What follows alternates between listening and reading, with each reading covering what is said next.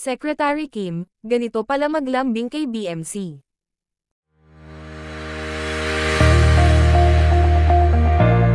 Sa episode ng What's Wrong with Secretary Kim, ay ang cute ni Paulo Avellino as Brandon, nang pinagalitan ito ng kanyang Secretary Kim na si Kim Chu.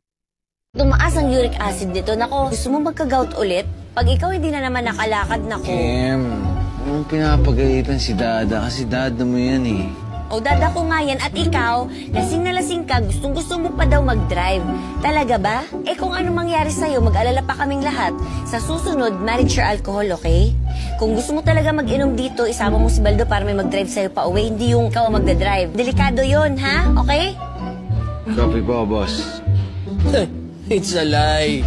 Hindi sa boss, takot din kay Punsoy. Classmate! Sir, tomorrow ulit. Uy, hindi na.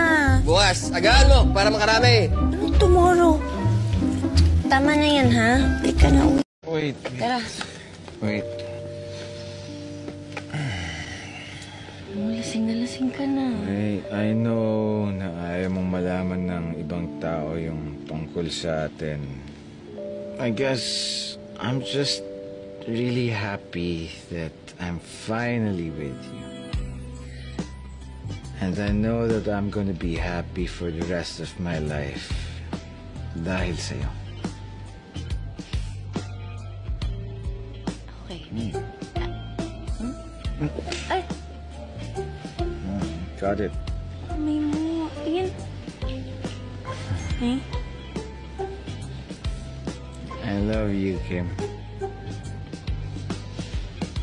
Alam mo, lasing ka na. Ang corny mo na. Huh?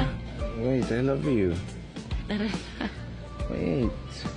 I love you. Brandon, Ansala, Castillo, and soon, Kimberly Liwanag Castillo. Okay. Hindi ka na. Tara na. Wait, I love you. I love you too. Boss, huwag na lang ulo. Meron kasi akong sabihin sa'yo eh. Kim? Boss, ayun lang.